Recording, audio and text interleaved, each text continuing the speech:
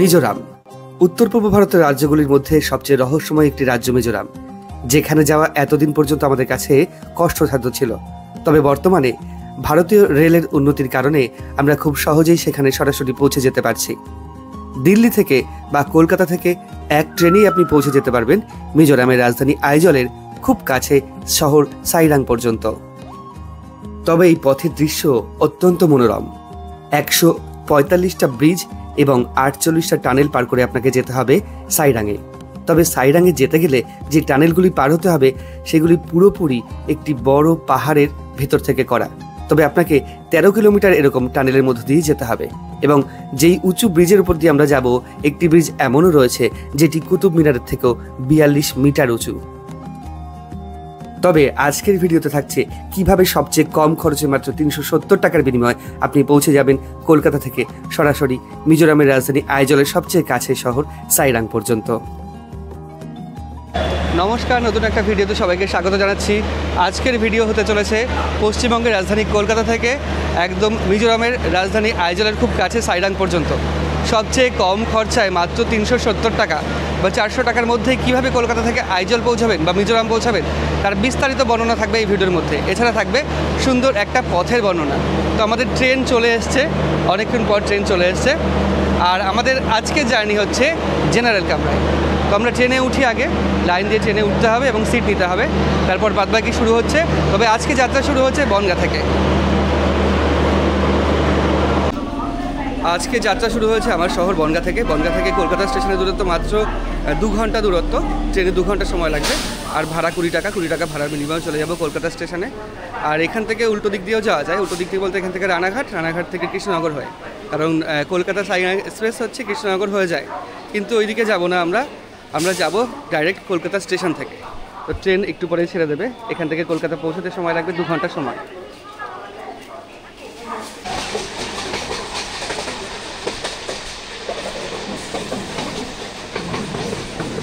দু ঘন্টা জার্নির পর এসে পৌঁছেছি কলকাতা স্টেশনে। কলকাতা স্টেশনে 2 নম্বর প্ল্যাটফর্মে দেওয়ার কথা, আমাদের 3 নম্বর প্ল্যাটফর্মে দিয়েছে সাইরাং এক্সপ্রেস। তবে এখন বাজে 12টা, দুপুর 12:25 এখান থেকে ছাড়া কথা ট্রেন, কিন্তু এখনও পর্যন্ত প্ল্যাটফর্মে ট্রেন দেয়নি। আর আজকের যাত্রা হচ্ছে জেনারেল কামরায়। জেনারেলে ট্রেনে উঠে পড়েছি আর আমাদের সিট হচ্ছে একদম উইন্ডোর পাশে, এমার্জেন্সি এক্সিটের পাশে। তাহলে খুব সুন্দরভাবে এরকমভাবে মাথা বের করে মানে খুব সুন্দর ভিউ দেখানো যায়। আজকে জানি না কতটা ভিউ দেখাতে পারবো, তবে আজকে ভিউ আস্তে আস্তেই মোটামুটি সন্ধ্যা হয়ে যাবে। তো কালকে দারুণ ভিউ দেখতে পারবো। মানে এইখান থেকে বসলে মনে হয় অনেকটা ভিস্তা ডোমে বসে রয়েছি। তো দুজনের 2টো সিট রয়েছে। আর মোটামুটি এখন বাকি আরও 12 মিনিট মতো, 12 মিনিট পরে ট্রেন ছাড়বে। এখন ঘড়িতে বাজে 12:35, 12:25-এ ছাড়ার কথা। এখানে 10 মিনিট লেট করে কলকাতা স্টেশন থেকে ছাড়লো কলকাতা সাইরাং এক্সপ্রেস। মানে মোটামুটি কলকাতা সাইরাং এক্সপ্রেস সাইরাং যেতে সময় নেয় 31 ঘন্টা 30 মিনিট। তবে প্রতিটা ট্রেনই লেট হয় বা লেট হচ্ছে এখন। জেনারেলি আমি দেখলাম গত ট্রেনটা পৌঁছেছে 7:30টার বদলে 10টা। এটা জানি না কবে পৌঁছাবে।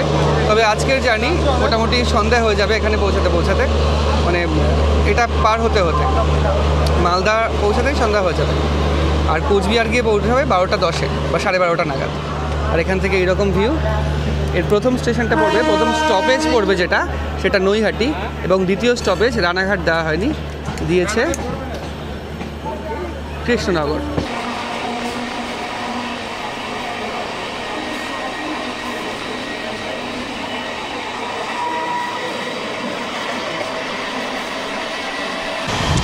ট্রেন মোটামুটি চলছে এখন 102-3 এরকম।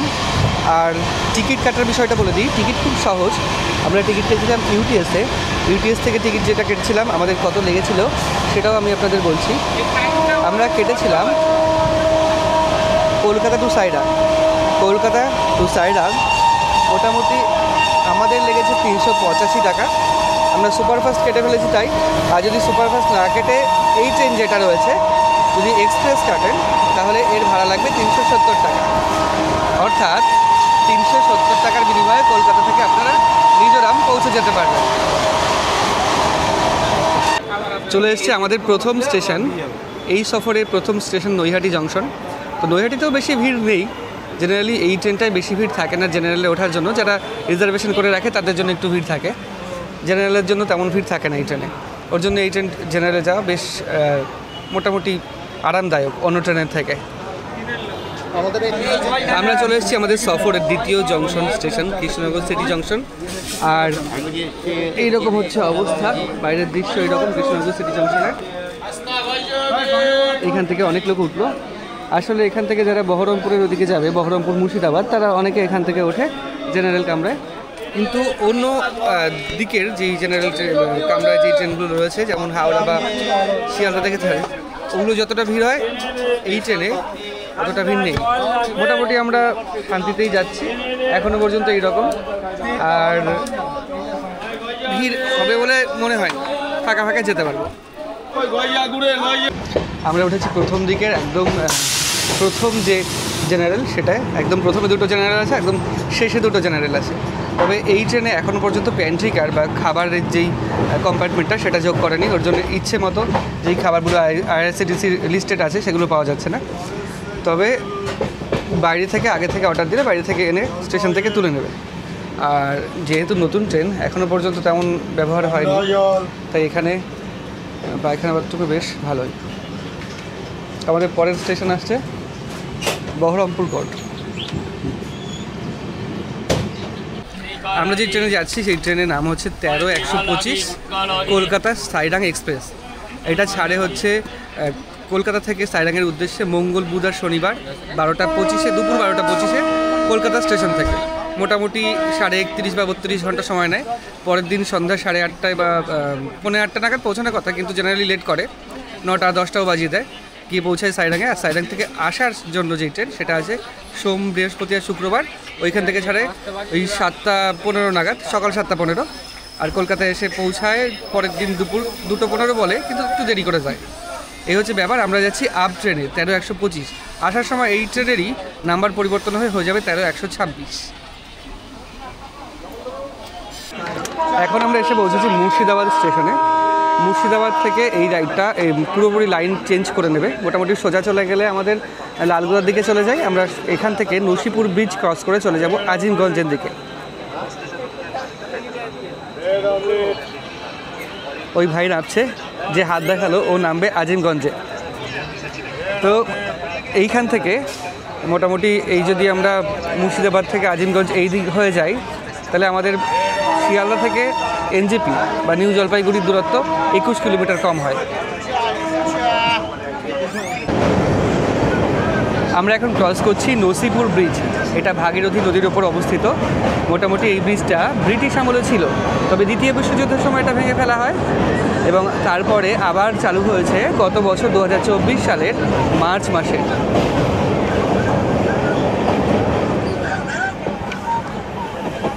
এই ব্রিজের জন্য কি উপকার হয়েছে? এই ব্রিজের জন্য উপকার হয়েছে পুরোপুরি শিয়ালদা থেকে নিউ জলপাইগুড়ির দূরত্ব কমে গেছে 21 কিলোমিটার।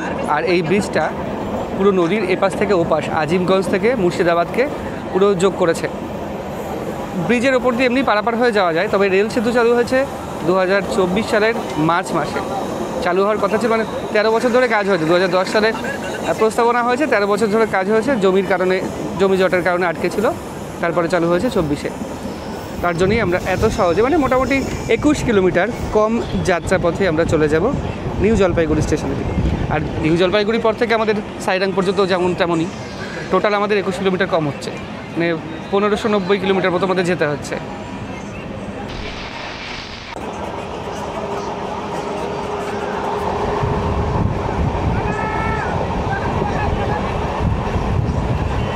আমরা আজিমগঞ্জ স্টেশন চলে এসেছি। আজিমগঞ্জ স্টেশনে দাঁড়াবে ট্রেন সামনে। তো এখানে এর পরের স্টপেজ হবে আজিমগঞ্জের পরে জঙ্গিপুর, জঙ্গিপুরে পরে পুরোপুরি ফারাক্কা, তারপরে মালদা। মোটামুটি এদিক থেকে এই ট্রেনে স্টপেজও কম দেয়।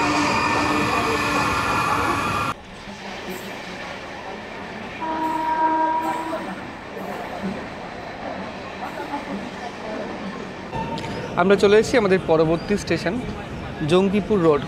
জঙ্গিপুর রোডের পরে মোটামুটি এখন জঙ্গিপুর রোড এসে পৌঁছালো। এটা আসার কথা ছিল একটু আগে।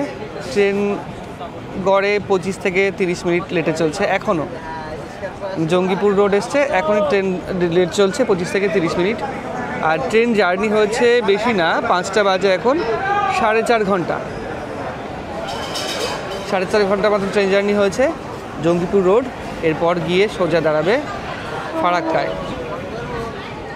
আর জঙ্গিপুর রোডের থেকে এদিক থেকে ফারাক্কা দূরত্ব বেশি না, ওই 20 মিনিট বা আধ ঘন্টা মতো।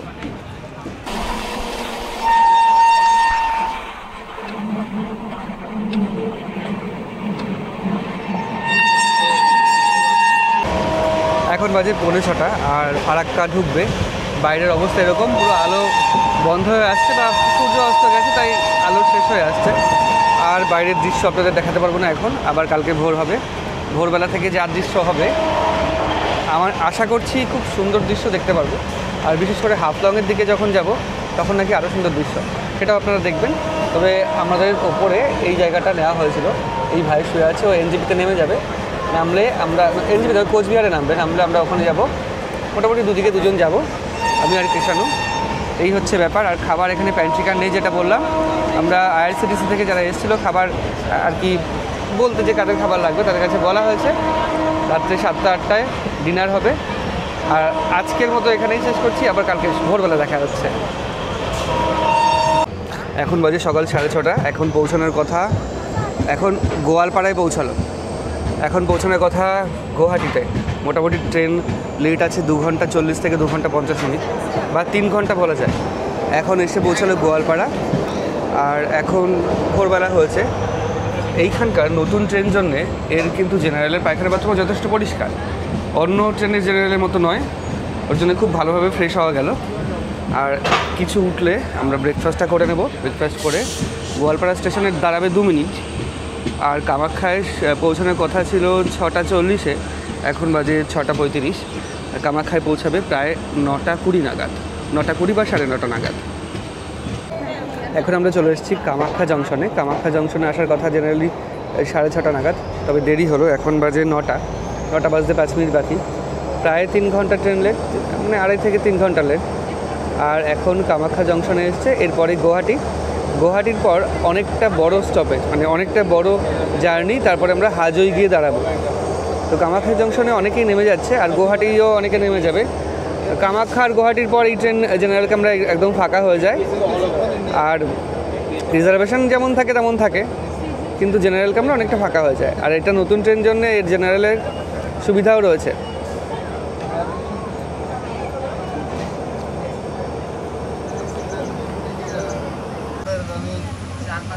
জন্যই আমার বেশি ভালো, কিন্তু সমস্যা হচ্ছে এগুলো তো ন্যাশনাল কন্টেন্টের মধ্যে পড়ে।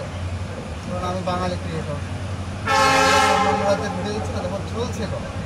যখনই আমি আমাদের এরিয়ার নিয়ে পশ্চিমবঙ্গের এখন বাজে 9:30। আমরা এসে পৌঁছেছি গুয়াহাটিতে। গুয়াহাটি থেকে মোটামুটি আর 235 কিলোমিটার দূরে গিয়ে আমাদের ট্রেন দাঁড়াবে হোজাইতে। তো গুয়াহাটিতে রয়েছি, একদম প্রথম দিকেই রয়েছি ট্রেনের মধ্যে। আর এরকম খাবার বিক্রি হচ্ছে, আন্ডা বিরিয়ানি। দুটো ডিম থাকবে 50। আচ্ছা আচ্ছা, এই হচ্ছে ব্যাপার। আর আমাদের ট্রেন দিয়েছে এদিকে 2 নাম্বার প্ল্যাটফর্মে। এদিক থেকে সোজা বেরিয়ে যাবে। এদিক থেকে বেরোলে মোটামুটি সময় লাগবে আরও 2.5-3 ঘন্টা, তারও বেশি সময় লাগবে। আসলে এর পরের স্টেশন এখান থেকে 235 কিলোমিটার দূরে। আর আমরা যেখানে বসেছি মোটামুটি ফাঁকাই রয়েছে, এখন বেশি ভিড় নেই। আর গুয়াহাটি থেকেও বেশি লোক ওঠেনি বা ওঠে না, এটাও যেমন ফাঁকা। আর আমরা যেখানে বসেছি সেটাও ফাঁকা, পুরো ফাঁকায় আমরা যাচ্ছি আজকে। আর এই ট্রেনে এই রুটে ফাঁকাই থাকে জেনারেল। তো গুয়াহাটি স্টেশন স্যান্ডউইচ নেওয়া হচ্ছে, আর গরম করে দেওয়ার জন্য বলা হচ্ছে স্যান্ডউইচ। সকাল থেকে ছাতু খাওয়া হয়েছে, ছাতু বাড়ি থেকে নিয়েছে। আর স্যান্ডউইচটা খাওয়া হলো। তবে সেদ্ধ ডিম উঠেছে, এখন সেদ্ধ ডিম খাবো। দুটো হচ্ছে 30 টাকা করে। লঙ্কা ছোট বাচ্চারা খাবে না, ভালো লাগে। তা বড় বাচ্চারাও তো রয়েছে। বড় বাচ্চারা বড় বাচ্চারা দিতে না, সেটা রাখিও না। লঙ্কা থাকলে খেতে ভালো লাগে। আর দুটো দাও। ডিম সেদ্ধ খাওয়া হচ্ছে এখন। তুমি নামবে কোথায়, হোজাইতে?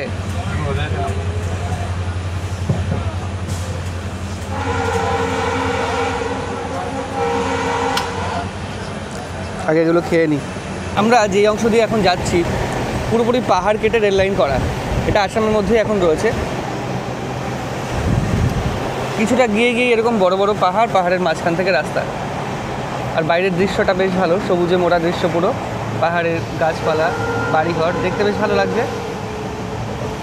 তবে আমাদের ট্রেনটা লেট রয়েছে একটুখানি, এবার যদি লেট না থাকতো তাহলে কি ভালো হতো, তাহলে ভালো হতো ওই বারৌবি একটা স্টেশন আছে, বারৌবি স্টেশন থেকে পুরোপুরি সাইডাং পর্যন্ত একটা সুন্দর দৃশ্য দেখা যেত, কিন্তু বারৌবি পৌঁছাতে পৌঁছাতে আমাদের সন্ধ্যা হয়ে যাবে। আমরা সেই দৃশ্যটা মিস করবো এখন আশা করছি, না এখনও মনে করছি। যদি ট্রেন আবার টেনে দেয়, ট্রেনে মোটামুটি 2.5 ঘন্টা গ্যাপ কভার করে দেয়, লেটের যে গ্যাপটা, তাহলে হয়তো দেখতে পারবো। এই পাশ থেকে ট্রেনের দৃশ্যটা সম্পূর্ণ অন্যরকম, দারুণ সুন্দর লাগছে। দূরে পাহাড়ের চূড়াগুলো দেখা যাচ্ছে, পুরো মেঘে ঢাকা, মেঘ বা কুয়াশা যাই বলি না কেন, একটু আবছা আবছা হয়ে গেছে, দারুণ সুন্দর লাগছে দেখতে। নিচে জলাশয়, চাষের জমি,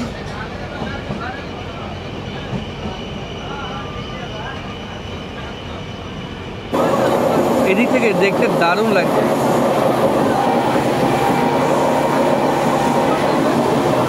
তবে আমাদের যে মূল সৌন্দর্যের রাস্তা ভৈরবী থেকে সাইডাং পর্যন্ত, সেটা সেই পথটাই নতুন নির্মাণ করা হয়েছে। ভৈরবী থেকে সাইডাং পথ মোটামুটি 51 বা 52 বলা যেতে পারে, 52 কিলোমিটার দূরের পথ। আর এই পথের মধ্যেই সবচেয়ে সুন্দর দৃশ্য রয়েছে।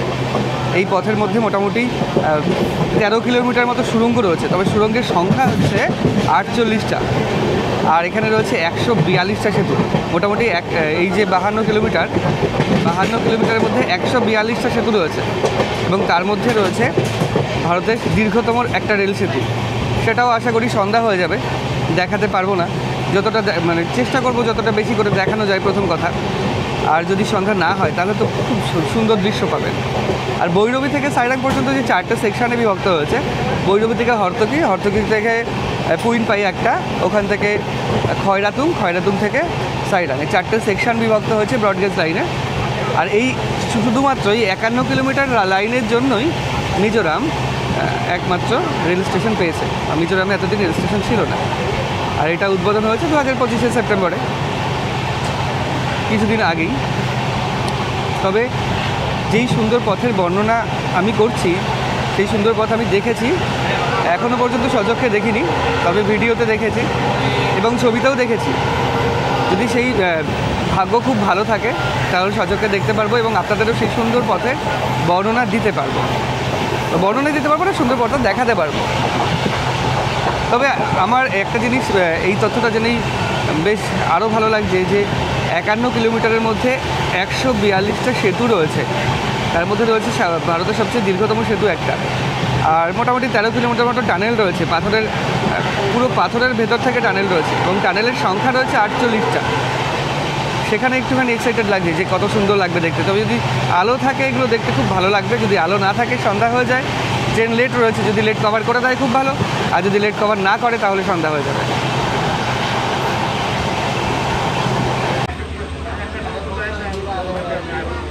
একটা রোদ, আবার তো রোদ যদি না হতো একটু পরে গিয়ে আরো সুন্দর দেখতে হবে।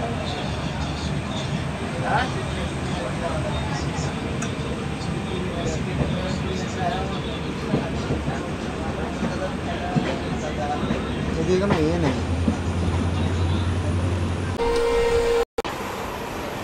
ট্রেনে বাদাম বিক্রি হচ্ছে মুংফলি এরকম করে, এর মধ্যে একটা বিপ্লবের আরেকটা লাগবে, দিয়ে দাও। মানে একটা কাগজের ঠোঙাতেই বিক্রি করছো, তাই না? কি নিলে আবার কি দাম? মুংফলি বাদাম কতটা রয়েছে একটু কোথায়? 10 কেজি। 100 নেই তো, তাই না? 10 কেজি 10 কেজি 10 কেজি আছে এটা। না না, আমি বলছি যে ওই যতটুকু দিলে আমাদের, ওটাতে আপনার গ্লাস যাবে, এক গ্লাস জল প্রতি হচ্ছে 20 টাকা। 1 গ্লাস মানে এই গ্লাসে যা ধরে তাই? আচ্ছা আচ্ছা, ঠিক আছে। আমরা ট্রেনে যাচ্ছি, হোজাই থেকে এই দুই কাকিমা উঠলেন। আপনারা যাবেন কোথায়?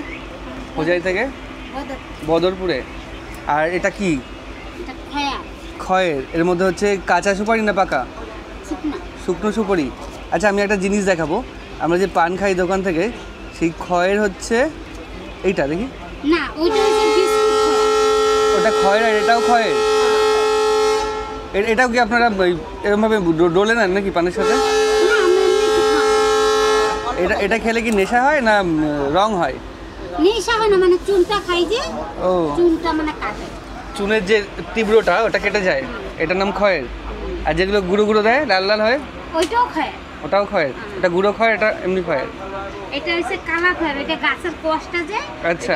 আর ওইটা ওই যে ওরা মিশিংয়ে তৈরি করে না, ওইটা অন্য বিস্কুট আচ্ছা। খয়ের গলায় পানে দেয়। আচ্ছা আচ্ছা, আপনাদের এদিকে পানটা বেশ প্রচলিত নাকি? সবাই পান খায়? পান তো খায়। তাই? আর পানকে কি বলে এদিকে? তাম্বুল? তামুলও বলে, পানও বলে। বেশি কোনটা বলে? বেশি যেটা কাঁচা তাম্বুল, সুপারি কাঁচা, হ্যাঁ। যেটা পাকনা মানে কাঁচা, ওইটাকে তামুল বলে। আচ্ছা আর এই শুকনোটা যে এটাকে শুকনা সুপারি বলে। আচ্ছা আচ্ছা। আর পানকে পান বলে, তাই তো? আর পানও বহুত জাতের আছে, অনেক জাতের আছে। মিঠাপাতি পান আছে, বাংলা পাতি। মানে এটা হচ্ছে বাংলার প্রাচীন ভাষা তাম্বুল ভাষা। এটা শ্রীকৃষ্ণ কীর্তনে তাম্বুল ভাষা প্রয়োগ আমি দেখেছি। আর এখানে তাম্বুল বলে পানকে, আর পানও বলে। ঠিক আছে, চলুন। তো আমাদের মোটামুটি বদরপুর পর্যন্ত সাথী এই কাকিমাদের যান। আর আমরা পুরো ভিস্তারমের মতো এরকম কামরায় যাচ্ছি।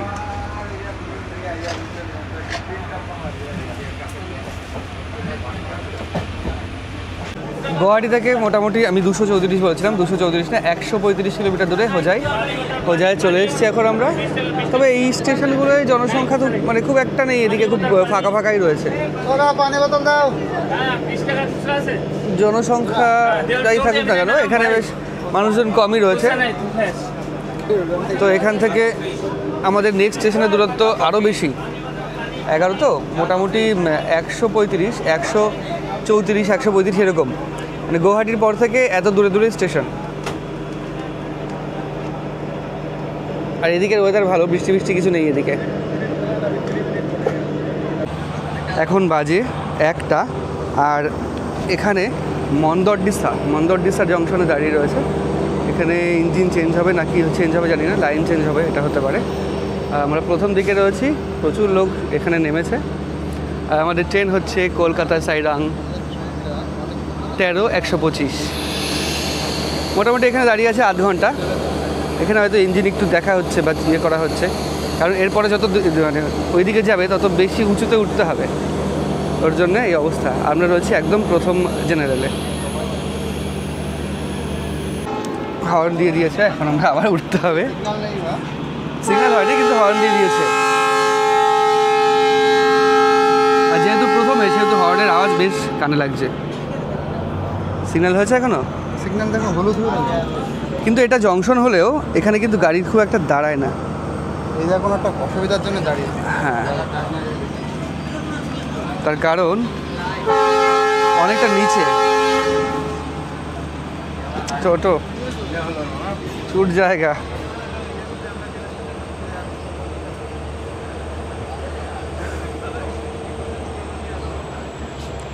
এখান থেকে এরকম বেঁকে যাবে আমাদের ট্রেন। আরেকটা কথা বলে রাখি, এখানে কিন্তু ট্রেনের স্টপেজ নেই। তো এখানে লাইন চেঞ্জ হওয়ার জন্য প্রত্যেক ট্রেনই দাঁড়ায়। ওর জন্য এই পাশে কিছু বাড়ি রয়েছে, স্টেশনের পাশে একদম ছোটো ছোটো বাড়ি রয়েছে। ওরা ভাত এনে এখানে স্টেশনে বিক্রি করে, মানে ভাত এনে স্টেশনে বিক্রি করে, যাতে করে যাদের প্রয়োজন হয় তারা কিনে নিতে পারে। ওদের বাড়িতেই রান্না আর কি, এনেও বিক্রি করে স্টেশনে। তবে স্টেশনটা খুব একটা বড় নয়, আর ছোট স্টেশন, জংশন নামে, যেহেতু এটা দুটো লাইন ভাগ হয়ে যাচ্ছে তাই। আর এইরকম গোল হয়ে বেঁকে আসছে ট্রেনের দিক থেকে। সামনে পুরো পাহাড়, অনেকটা উঠতে হবে সামনে আমাদের। আমরা এখন যেখান দিয়ে যাচ্ছি পুরো জঙ্গলের মধ্য দিয়ে পথ, পুরো পাহাড়ের ভেতরের জঙ্গলের মধ্য দিয়ে পথ। আর একটু আগে যেটা পার করে আসলাম বিশাল জঙ্গল, আর এখন এরকম জঙ্গলের মধ্য দিয়েই পথ।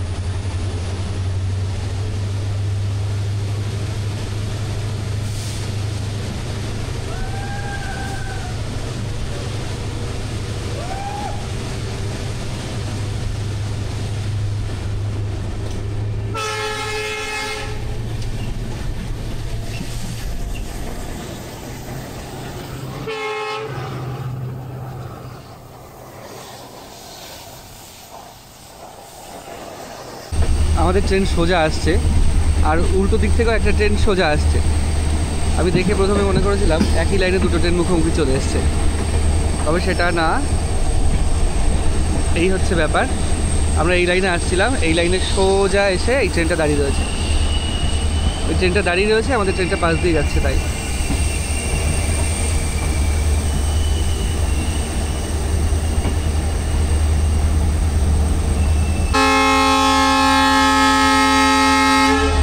আমরা এমন একটা জায়গায় এসে দাঁড়িয়েছি, পাশে পুরো খাড়া পাহাড়, পাহাড়ের পাথর পুরো মাঝখান থেকে কেটে ট্রেন লাইন করা হয়েছে। এখানে দুটো লাইন করা হয়েছে। এপাশে পুরো একদম সামনে বসেছি, তাই হর্ন সহ্য করতে হচ্ছে। এপাশে পাহাড়ের খাড়া অংশ বিশ্রীভাবে উপরে উঁচু হয়ে রয়েছে।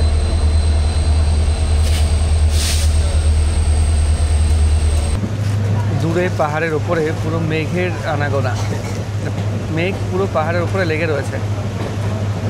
খুব সুন্দর লাগছে দৃশ্যটা। আর কিছু কিছু জায়গায় দেখা যাচ্ছে ধাপ চাষ হয়েছে।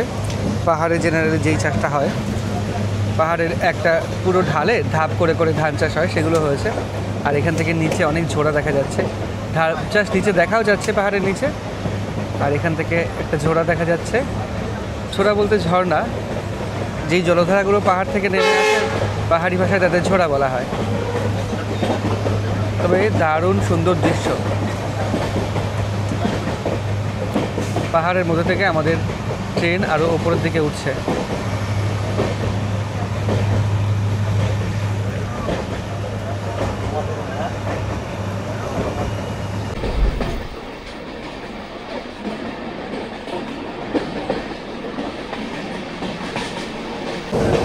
আমাদের ট্রেন এখন ঢুকবে নিউ হাফলং জংশন। আর এই ব্রিজটার নাম হচ্ছে দয়াং ব্রিজ। ব্রিজের নিচে অনেকটা নিচু, অনেকটা উঁচুতে এই ব্রিজ অবস্থিত। আর ওই দিক থেকে ঝোড়া বা জলধারাগুলো বয়ে আসছে পাহাড়ের ওপর থেকে নেমে এইরকমভাবে এই অংশগুলো দিয়ে চলে আসছে। এখানে একটা রয়েছে, এ পাশে আরেকটা রয়েছে, এরকম প্রচুর জলধারা রয়েছে পাহাড়ের ওপর থেকে নেমে আসছে। আর এই ব্রিজের উচ্চতাটা বেশ বেশি।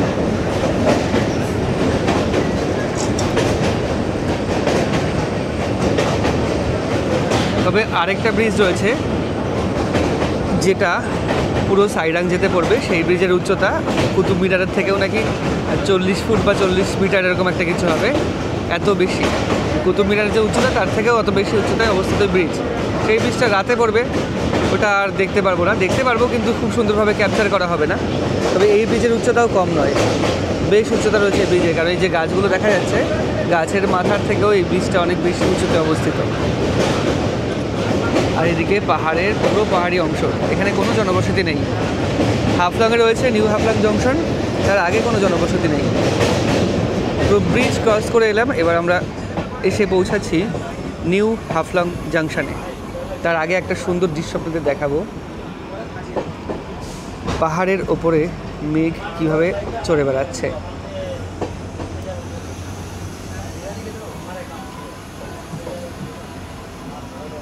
আমরা এখন ঢুকছি নিউ হাফলং জংশনে। তবে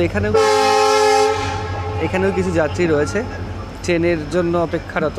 বিশেষত এদিকে লোকাল ট্রেন চলে না, এই সমস্ত ট্রেনেই বা এরকম ট্রেনেই যাতায়াত করেন।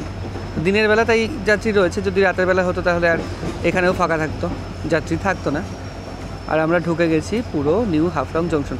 আমি একটা জিনিস দেখাবো আপনাদের, এত বড় জংশন তবুও এখানে প্ল্যাটফর্মের যে উচ্চতা রয়েছে সেটা কতটা নিচে।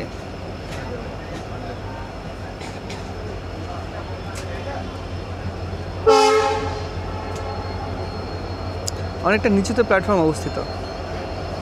এই যে অংশটা পুরো পার্টির থেকে একটুখানি উপরে, তার একটুখানি উপরে প্ল্যাটফর্ম। মানে ট্রেন থেকে প্ল্যাটফর্মের দূরত্ব অনেক। ওপাশেরটা একটু ঠিক আছে, কিন্তু এপাশে অতটা নয়।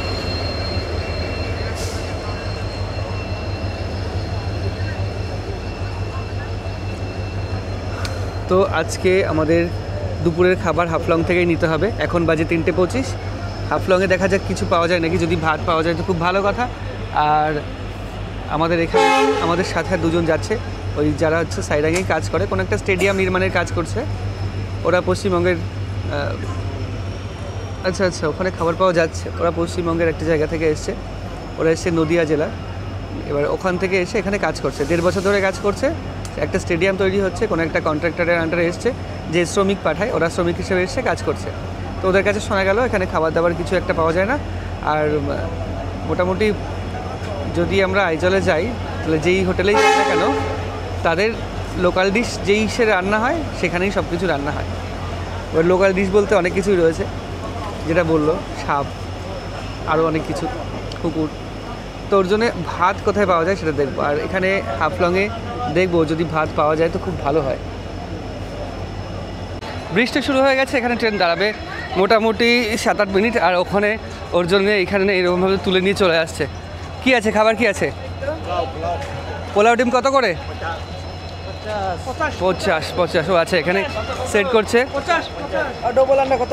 ডবল আন্ডা নাই, 50 টাকা করে পোলাও ডিম, আর এটা দুটো, আমাদের দুটো দাও, আমাদের দুটো দাও, দুটো ক্যারি ব্যাগে। আচ্ছা, এখান থেকে খাবারটা নিয়ে আসবে। বদরপুর থেকে একটা ভাই উঠেছিল, ও মানে বদরপুর যাবে, ও লোকাল।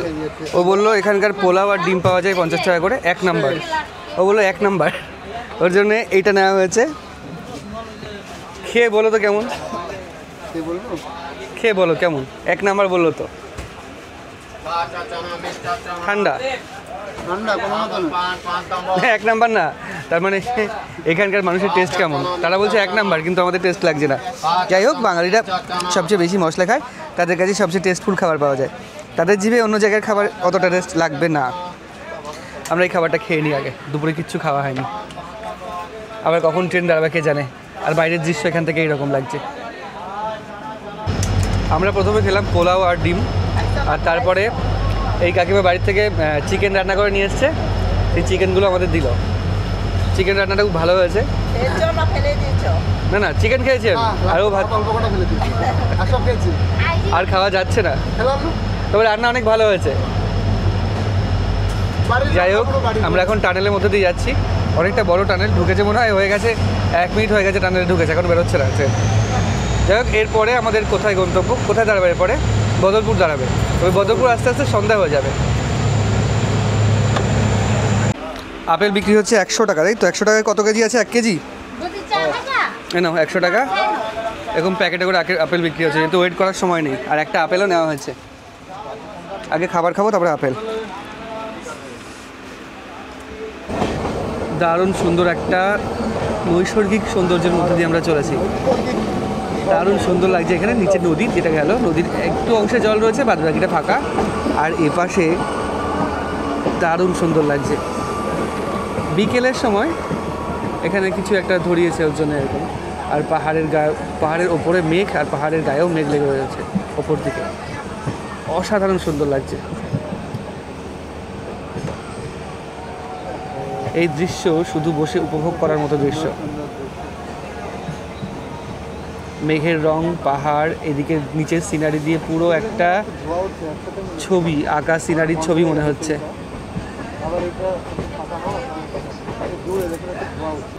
সবে জামিরাতে আসতো 8:30 বাজে, আমাদের 8:45 পৌঁছানোর কথা সাইরাং। এখান থেকে সাইরাং পৌঁছাতে কতক্ষণ লাগবে দাদা? এখান থেকে সাইরাং পৌঁছাতে কতক্ষণ লাগবে? 1-1.5 ঘন্টা লাগবে। হ্যাঁ, 2 ঘন্টা মতো লাগবে। 2 ঘন্টা? 1 ঘন্টা। 8:30 বাজে, 9:30 10টা বাজবে। এই দাদারাও হচ্ছে আমাদের সাথে যাচ্ছে, দাদাদের বাড়ি হচ্ছে আসামে, তাই তো? মিজোরামে থাকছো, তাই তো? আমি মিজোরামে থাকি। তোমার নাম কি? আমার নাম নিয়াজউদ্দিন। নিয়াজউদ্দিন দাদা। আর তোমার? আবিদ হোসেন। আবিদ হোসেন। আর এই দাদাও রয়েছে, মোট 4 জন যাচ্ছে আজকে আমাদের সাথে। ওনারা উঠেছেন কোন স্টেশন থেকে? বদরপুর। বদরপুর থেকে তো ওই আগরতলা যাওয়া যায়, ত্রিপুরা যাওয়া যায়। বদরপুর থেকে উঠে এখন রাত্রেবেলা মির্জাপুর তো জামিরা স্টেশনে আমরা দাঁড়িয়ে আছি। আর ট্রেন দাঁড়িয়ে যাচ্ছে এরকম কোনো কারণ ছাড়াই, আর আগের সিগন্যাল নেই তাই। আর বদরপুর থেকে পুরো উল্টো হয়ে যায়, আমরা ছিলাম সবার আগে। বদরপুর থেকে, গুয়াহাটি থেকে বদরপুরে ঢুকে বদরপুর থেকে আবার ইউটার্ন মারে, ইঞ্জিন খুলে পেছনে চলে যায়, মানে ওই দিকে চলে যায়। পেছন দিকে গিয়ে 10 কিলোমিটার গিয়ে আবার ডান দিকে টার্ন নিয়ে ওই মানে পুরোপুরি উল্টো হয়ে যায়। যেমন ট্রেন হয় আমরা যখন হাসিমারার দিকে যাই, যেমন শিলিগুড়িতে গিয়ে পুরো ইঞ্জিন চেঞ্জ হয়ে উল্টো হয়ে টানে, ঠিক তেমন সাইরাঙে আসতে গেলে বদরপুর থেকে ইঞ্জিন চেঞ্জ হয়ে ট্রেন উল্টো হয়ে চলে আসে। আমরা ছিলাম একদম প্রথম জেনারেলে, আমরা হয়ে গেছি একদম শেষ জেনারেল।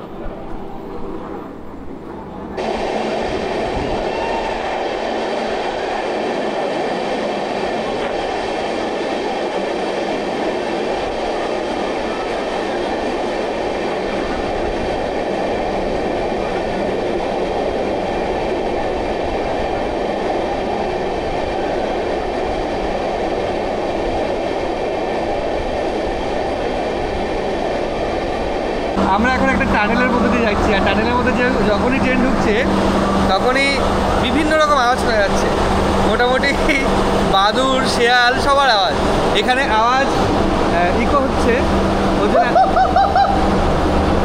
আওয়াজটা এখানে ইকো হচ্ছে, ওর জন্য এই অবস্থা। একটা টানেল শেষ হলো, এরকম আরও রয়েছে 47টা টানেল, মোট 48টা টানেল আমাদের পার করতে হবে।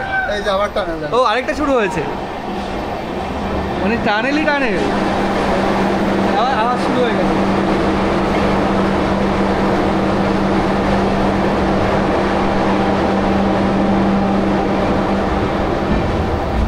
ছোট বড় এরকম অনেক টানেল রয়েছে। আমরা দীর্ঘ কালকে 12:25 থেকে শুরু করে আজকে 11:11, মানে 36 ঘন্টা হতে 1.5 ঘন্টা বাকি, 34.5 ঘন্টা জার্নি করে এসে পৌঁছেছি। ছায়ার জন্য কেমন লাগছে? 37 ঘন্টা জার্নি করে এসে পৌঁছেছি সাইডাং স্টেশনে। আমাদের একদম শেষ কম্পার্টমেন্ট, আর এইমাত্র মনে হচ্ছে বৃষ্টি হয়ে গেল। বারিশ হওয়া কা এইমাত্র বৃষ্টি হয়ে গেল, আর ইনি হয়তো রেলের কোনো কর্মচারী, কাজ দেখার জন্য ওখানে যাচ্ছেন। আর এখান থেকে নিচে আমাদের নেমে যেতে হবে। এখানে ওভারব্রিজ নেই, কারণ স্টেশনটাই অনেক ওপরে। এখান থেকে সাবওয়ে রয়েছে, সাবওয়ে দিয়ে আমাদের নিচে নামতে হবে। আমাদের 7:35 পৌঁছানোর কথা, আমরা পৌঁছালাম রাত 11টায়। মোটামুটি আমাদের দেরি হয়েছে 3 ঘন্টা 15 মিনিট। আর এখন এখান থেকে বেরিয়ে আইজল শহর যাওয়ার জন্য কোনো গাড়ি ঠাড়ি কিছু পাবো কিনা জানি না। খুব একটা লোক নেই, কিন্তু একদম শেষ স্টেশনে অনেক কম লোকই রয়েছে। আবার আমাদের আইএলপি করতে হবে। এখানে যাদের সাথে পরিচয় হলো, যারা আসছে তারা সবাই কাজের জন্য অন্য স্টেট থেকে এখানে কাজে আসে, জেনারেলি আসাম, পশ্চিমবঙ্গ, মুর্শিদাবাদ ওই দিক থেকে। এই ভালো আছো? তোমাদের তো আইএলপি হয়ে গেছে, আমাদের আইএলপি করতে হবে। ওর জন্য আমাদের হ্যাঁ আইএলপি আমি করে দেব নাকি? না করে নেবো কেন দাদা, থ্যাংক ইউ। তো আমাদের আইএলপি করতে হবে, ওর জন্য আজকে এখান থেকে বেরোনো যাবে না। 11টা বেজে গেছে, 12টা 12:30 বেজে যাবে। আর আজকে রাত্রে এখানেই এই স্টেশনেই নাইট স্টে হবে। আর কালকে এখান থেকে বেরিয়ে আমরা আইজলের দিকে যাব এবং আরও বিভিন্ন জায়গায় যাব। মোটামুটি ভালোই লোক নেমেছে, কম হলেও ভালোই লোক এখানে নেমেছে। এখানে লেখা হয়েছে ওয়েলকাম টু সাইডাং স্টেশন। এখানেতে আমাদের আইএলপি করতে হবে। আইএলপি কাউন্টারের দিকে আমরা আগে যাব, ওখান থেকে আইএলপি করে তারপরে আমাদের বাইরে বেরোতে দেবে। জেনারেলি আইএলপি না করলে বাইরে বেরোতে দেবে না। এই ফর্ম আমাদের নিয়ে ফিল আপ করতে হবে, ছবি দিয়ে পূর্ণ করে তারপরে দিতে হবে। আইএলপি না করে স্টেশনের বাইরে পা দেওয়া যাবে না। আর এটা হচ্ছে আইএলপির লাইন, প্রচুর লাইন রয়েছে এখানে। তো আমরা আগে লাইনটা দিই। এখানে প্রচুর ভিড়, এইরকম ভিড়। আগে টাকা দিতে হবে 350 টাকা, আর 350 টাকা দিলে তারপর ফর্ম দেবে। কটা ফর্ম দিয়েছে? দুটো। আমি টাকা দিয়ে দিচ্ছি, ভালো করে। এই যে ফর্ম, এটা ফিল আপ করবো এখন আমরা। আর প্রচণ্ড ভিড়, আমরা সামনে গিয়ে ফর্ম ফিল আপ করবো, কারণ প্রচণ্ড ভিড় এখানে। আইএলপি ছাড়া যেহেতু একদম স্টেশনের বাইরে বেরোতে দেবে না মিজোরাম পুলিশ, ওর জন্য এইখানে ভালোই ভিড় রয়েছে। আমরা ফর্ম হবে ফিল আপ করি কোনো একটা ফাঁকা জায়গায় গিয়ে। সাইডাং স্টেশনে বাইরে এসে আইএলপি ছাড়া কাউকে বেরোতে দিচ্ছে না। এখানে পুলিশ রয়েছে, একজন করে আইএলপি দেখে সিগনেচার ম্যাচ করে তারপরে বেরোতে দিচ্ছে। আর এইখানে রয়েছে ট্যাক্সি স্ট্যান্ড, এখান থেকে ট্যাক্সি ধরে আইজল শহরে যেতে হবে। এখান থেকে আইজল শহরের দূরত্ব 28 কিলোমিটার, তো এখান থেকেই ধরে যেতে হবে। আর রাত্রেবেলা এখানে শুনশান, মোটামুটি যাদের আইএলপি ছিল, যারা এমনি ওয়ার্কিং আইএলপিতে থাকে, মানে আইএলপি দু রকমের হয়। একটা হচ্ছে আমরা করেছি যেটা 1 সপ্তাহের, আর একটা হয় 6 মাসের। তো আমাদের 1 সপ্তাহ নিয়েছে 350 টাকা। আর আমরা যাব চম্পাইতে, প্রথমে আইজল লিখেছিল, বললাম চম্পাই আর লুংলেইতে যাব, তারপরে চম্পাই আর লুংলেইটা লিখে দিল। আর তারপরে এখানে আসলাম, এখানে এসে এই অবস্থা। সুতরাং আজকে আমাদের স্টেশনেই রাত্রিবাস করতে হবে। তো আইএলপি হয়ে গেল, লাইন প্রচুর রয়েছে। আমরা লাইন দিয়েছিলাম 11টার পরে, এসেই মানে আসার সাথে সাথেই আমরা নিয়ে নিয়েছিলাম ফর্ম নিয়ে জমা দিলাম, কোনো ডকুমেন্টস দেখেনি। যাদের নাম বুঝতে পারছে না তাদের দুটো ডকুমেন্টস দেখছে, আর আমাদের কোনো ডকুমেন্টস দেখেনি, না দেখে আইএলপি মানে দিয়ে দিয়েছে। আর এখন বাজে 12টা, আইএলপি দিয়ে দিয়েছে, আইএলপি হয়ে গেছে। আইএলপি দেখিয়ে বাইরে গেলাম, বাইরে গিয়ে দেখলাম কিছু আছে নাকি, কোনো দোকানপাট কিচ্ছু নেই। আর 12টা বাজে, এখন আমরা স্টেশন থেকে বেরোবো না, স্টেশনে আজকে নাইট স্টে করবো। আর কালকে এখান থেকে বেরিয়ে যাবো আইজল, আর আইজল থেকে আরও কোন দিকে যাওয়া যায় সেটা দেখতে হবে। মোটামুটি সব দিকেরই আইএলপিতে সব দিকেরই নাম লেখা হয়ে গেছে। তো আজকের এই পুরো জার্নির ভিডিওটা সবচেয়ে কম দামের। টাটা। তো এই মিজোরামের এই মানুষগুলো আর কি হাই করছে।